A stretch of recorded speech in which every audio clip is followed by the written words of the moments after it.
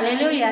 ఇది నా వాక్యము 18వ తారీఖు 2వ నెల 2026వ సంవత్సరం. మన దేవుడు ఇస్తున్న చక్కటి మాట. యెషయా గ్రంథము 8వ అధ్యాయము 10వ వచనం. ఆలోచన చేసుకునేనను అది వ్యర్థమగును, మాట పలికినను అది నిలవదు, దేవుడు మాతో ఉన్నాడు. హల్లెలూయా. ఎన్నో ఆలోచనలు చేస్తూ ఉంటాం, పిల్లల గురించి కానీ, చదువుల గురించి కానీ, గృహం గురించి కానీ, ఆస్తిపాస్తులు ఎలా సంపాదించుకోవాలని కానీ, మంచి పేరు ఎలా వస్తుందని కానీ, ఏదైనా సరే ఎన్నో ఆలోచనలు ఆలోచిస్తాం. కానీ ఏ ఆలోచన నెరవేరదు. ఏమో అక్కడ ఉంది, మాట పలికినను అది నిలవదు.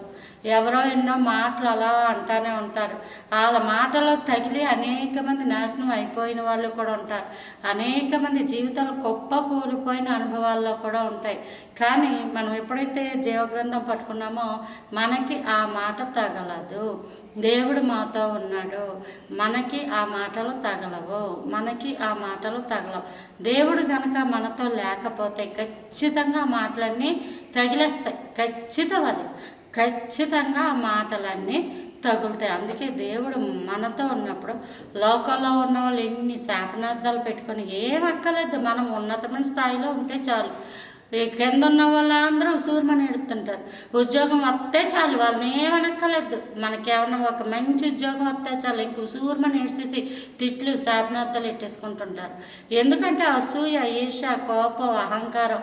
వాళ్ళే ఉన్నతమైన స్థానంలో ఉండాలి, ఎదటోళ్ళు ఎవరో ఉన్నతమైన స్థానంలో ఉండకూడదని ఒకలాంటి మనస్సు.